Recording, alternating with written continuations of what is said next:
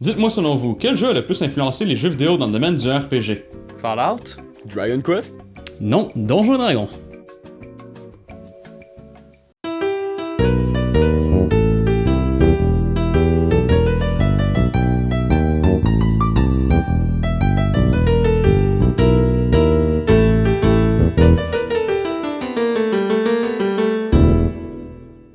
Bienvenue chers internautes, aujourd'hui dans ce mois d'horreur et d'épouvante. Ou de sucre et de calories? Nous attaquerons en cette période festive le sujet chargé d'originalité qu'est Vampire Masquerade. D'accord, mais c'est quoi le lien avec Donjons et Dragons? Et bien simplement que Vampire Masquerade, avant d'être l'excellent jeu de 2004, fut l'un des pionniers du genre jeu de rôle papier, tout comme l'était Donjons et Dragons. Le jeu de rôle papier original sorti en 91 et eut une suite dénommée Vampire Requiem qui lui sortit en 2004, qui par la suite vit une suite naître en 2013. Ces jeux eurent évidemment des adaptations en jeux vidéo qui sont sortis en 2000 et 2004. T'as l'air d'avoir oublié la fausse couche du MMO de 2014. Mais avant d'attaquer les jeux vidéo, faisons une petite analyse des jeux de rôle papier. Les livres, ou manuels Vampire, font partie de l'univers World of Darkness. Cette série permet aux joueurs d'incarner plusieurs types de créatures surnaturelles, telles que les fées, les loups-garous, les mages, mais surtout les vampires. Ah ouais? Des vampires, hein?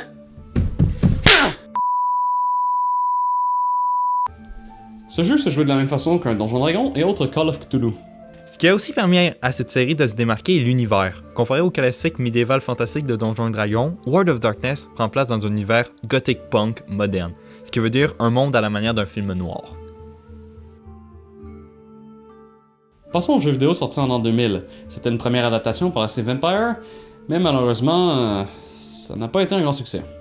Pour faire simple, le jeu avait échoué lamentablement plusieurs aspects qui étaient vraiment importants pour celui-ci. Par exemple, l'époque était supposée être une époque moderne, par contre la majorité du jeu se déroule dans une époque plus médiévale. De plus, le jeu se voit répétitif dès les premiers instants. Les graphismes du jeu n'étaient pas laids, mais pas non plus les plus beaux. Et il se fut comparé aux jeux qui sont sortis à peu près à la même époque. Prenons par exemple Diablo 2, qui est sorti un mois plus tard. Le jeu faisait pas le poids face à lui. Disons juste qu'à moins d'être un fan de la série, vous pouvez facilement passer celui-là. Passons alors tout de suite au gros morceau du jour, Vampire Masquerade Bloodlines. Sorti en 2004, le jeu fut développé par Troika Games, qui nous le servait sur leur ligne de mort, puisqu'ils ont fermé un an plus tard. Signons ce jeu comme le dernier. Wow, ça s'annonce bien. Eh bien étonnamment, ce jeu fut un succès sans précédent. Il reçut de très bonnes critiques, et même de nos jours, 11 ans après la date de sortie originale du jeu, détient toujours une très grande communauté de fans. Le jeu est d'ailleurs à son 9e patch non officiel, ce qui montre le dévouement de la communauté envers le jeu. Ou qui prouve le nombre de bugs qu'il y avait à fixe. Voyez-le comme vous voulez. Ce jeu a plusieurs points auxquels il surpasse celui de l'an 2000. Le premier est la possibilité de choisir la race de son personnage. Dans Redemption, le premier donc, le personnage était imposé par le développeur, ce qui va un peu à l'encontre des règles d'un jeu de rôle classique ou du simple but d'immersion dans un univers. Dans Bloodline, le joueur a le choix entre plusieurs races de vampires différentes qui ont chacun des forces et des faiblesses. Le choix de la race va changer l'aventure de manière considérable. De plus, il y a un meilleur respect du matériel de base. Ainsi, nous pouvons voir que la fiche du jeu vidéo est très proche de l'original. Il y a aussi l'utilisation d'une toute nouvelle mécanique. Comparé aux autres jeux où les sorts utilisent du mana, Bloodline met un système de gestion du sang. Pour retrouver ce précieux fluide, il faut mordre des gens, et si votre personnage s'en va déposséder, il court des chances de partir en hache berserk et attaquer la première personne qu'il voit.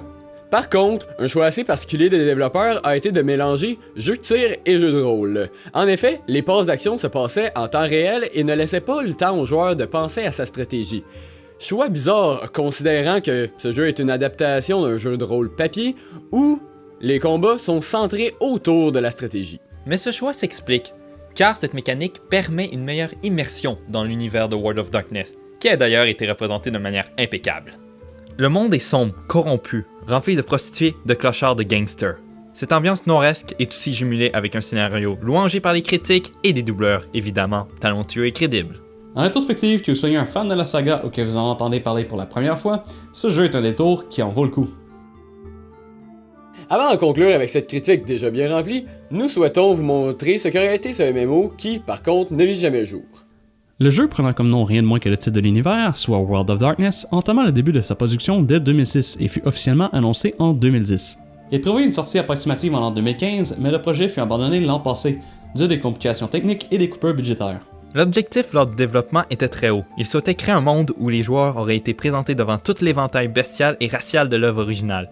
Le jeu devait aussi proposer plusieurs manières de jouer, telles que le sandbox, le PvP ou même l'utilisation de la politique pour progresser dans le jeu.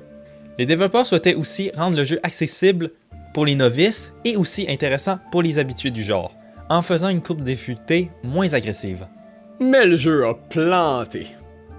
Malgré certaines adaptations boiteuses, Vampire Masquerade reste un incontournable tant dans le domaine vidéoludique que dans le domaine du jeu de rôle papier. Merci de nous avoir écouté déblatérer sur un sujet qui nous passionne. Si vous avez aimé la vidéo, partagez-la. C'était Honnêtement Parlant qui vous souhaite un joyeux Halloween.